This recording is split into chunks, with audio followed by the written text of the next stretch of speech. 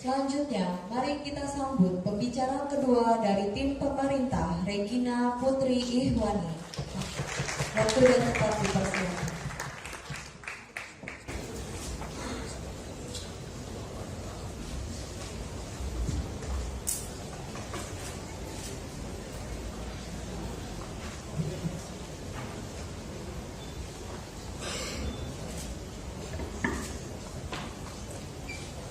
Baiklah dengan juri yang terhormat dan para hadirin sekalian. Pada debat kali ini saya mempunyai dua sanggahan terhadap apa yang dikatakan oleh tim oposisi dan memiliki 3 argumen. Sanggahan yang pertama adalah ketika mereka menanyakan tentang bagaimana mekanisme yang kami berikan.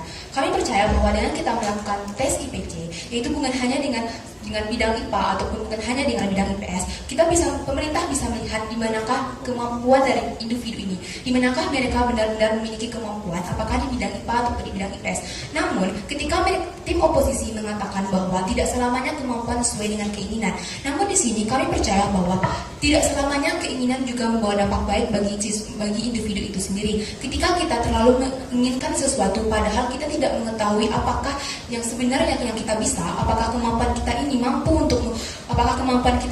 untuk menyaingi keinginan kita, bisa saja pilihan tersebut malah memberikan dampak buruk kepada individu itu sendiri ataupun ke depannya. Karena itulah kami berpikir bahwa dengan kita mengikuti kemampuan kita kepada keinginan kita, kita bisa memberikan dampak lebih baik kepada individu itu sendiri. Karena yang pertama, kita tahu bahwa pada awalnya kita terpaksa, namun setelah kita melakukannya terus-menerus, kita akan mulai terbiasa dengan hal itu.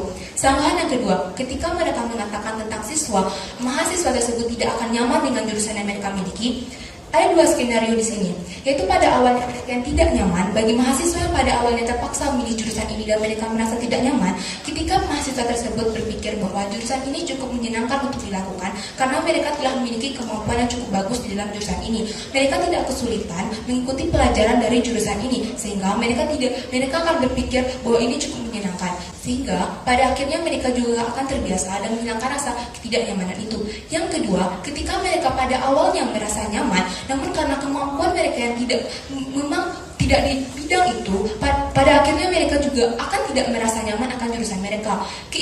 Kemampuan mereka tidak sesuai dengan jurusan yang mereka ambil, pada akhirnya juga akan merugikan dari mahasiswa itu. Kemudian lanjut kepada argumen saya. Pada debat kali ini saya mempunyai 2 argumen. Yang pertama adalah kenapa hak rakyat itu tidak lebih penting dari hak pemerintah. Yang kedua, kenapa pemerintah bertanggung jawab mensejahterakan rakyat. Dan yang ketiga, apakah dampak buruk yang akan didapatkan oleh mahasiswa itu. Yang pertama, kenapa hak rakyat tidak lebih penting daripada hak pemerintah. Semuanya kita tahu bahwa rakyat memang mempunyai hak untuk memilih. Namun dalam kasus ini adalah calon mahasiswa, mereka masih berusia 17 ataupun 18 tahun. Kita tidak bisa mengatakan bahwa mereka adalah pihak yang dewasa. Ketika kita berada di usia 17 tahun, berarti kita adalah posisi remaja, di mana remaja tersebut masih berada dalam kondisi yang labil.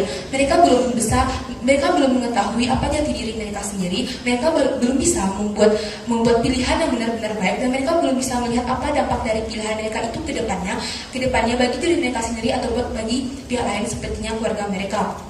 Karena itu, kami berpikir ketika kita membiarkan remaja membuat pilihan, yang malah kita memberikan kebebasan kepada remaja untuk membuat pilihan, itu malah akan memberikan kerugian bagi remaja calon mahasiswa itu, juga memberi kerugian kepada pihak-pihak yang bersangkutan dengan mereka seperti keluarga mereka.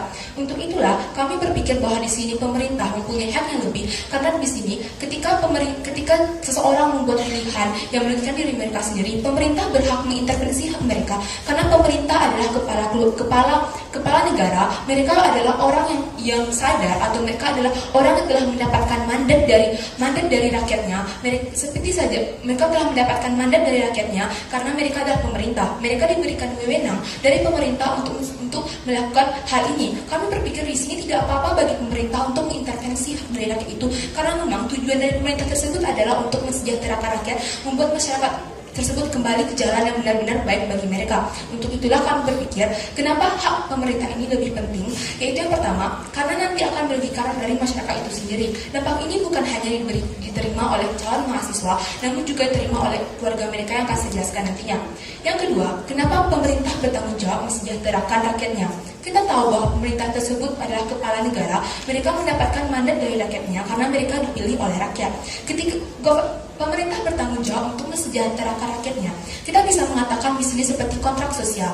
Kenapa? Karena rakyat sendiri juga sudah membayar pajak, mengikuti aturan yang dilakukan oleh pemerintah.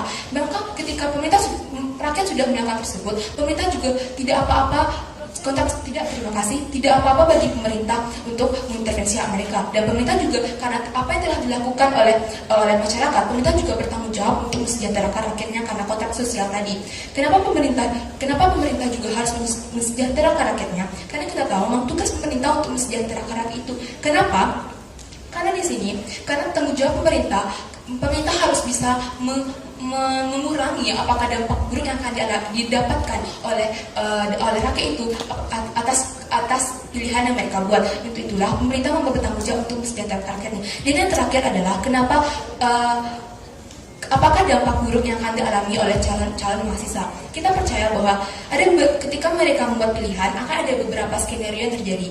Lalu kenapa kita bisa mengatakan bahwa pilihan mereka itu salah? Yang pertama, pada awalnya mereka bisa saja memilih jurusan yang salah karena ada tekanan dari orang tua. Ketika tim oposisi mengatakan bahwa orang tua memang tidak terima kasih, orang tua adalah orang yang telah lama bersama dengan mereka, yang mengetahui mereka dengan baik. Namun kita di sini bisa mengatakan bahwa tidak selamanya juga orang tua tersebut memang mengetahui bagaimana anaknya itu. Namun di sini pemerintah adalah pihak yang kita bisa mengatakan karena adanya tes tersebut, pemerintah bisa lebih mengetahui tentang rakyatnya daripada orang tuanya yang hanya melihat anaknya dari luar. Karena tidak selamanya orang tua akan bersama dengan anak. Karena ada tekanan orang tua memaksakan anaknya untuk mengambil jurusan yang mereka anggap bagus, padahal itu tidak sesuai dengan kemampuan mereka. Karena anak tersebut merasa mereka harus berbalas budi, karena anak tersebut merasa mereka harus menjadi anak yang baik, mereka terpaksa mengambil jurusan yang tidak sesuai dengan kemampuan mereka. Yang kedua, karena adanya perspektif dari masyarakat. Ketika mereka berpikir bahwa mereka harus mengambil jurusan yang bagus untuk mendapatkan karena adanya perspektif dari masyarakat tentang jurusan yang bagus, contohnya saja dokter ataupun jurusan yang lainnya. Kami bisa di sini materi tersebut dia masih adalah orang yang labil, mereka masih mencari jati diri mereka, dan mereka masih sangat mengharapkan tentang adanya pembuktian dari masyarakat. Mereka ingin membuktikan sesuatu kepada masyarakat, namun mereka tidak mengetahui kemampuan yang benar-benar mereka miliki. Untuk itu mereka malah mengambil jurusan yang malah merugikan diri mereka sendiri hanya untuk pembuktian. Dampaknya di sini adalah ketika mereka mengambil jurusan yang salah, mereka bisa saja akan merasa depresi karena mereka benar-benar menginginkan jurusan ini, karena mereka tidak memikirkan tentang jurusan lain. Pada akhirnya karena mereka terlalu memikirkan, mereka malah akan merasa depresi karena tekanan mental mereka tidak bisa lulus dari situ, sehingga pada akhirnya bisa saja mereka akan bunuh diri. Yang kemudian mereka bisa saja malah menjadi pengangguran yang dijelaskan oleh penjara ketiga saya. Untuk itulah kenapa kami sebagai pemerintah sangat setuju akan intervensi yang dilakukan oleh pemerintah. Terima kasih.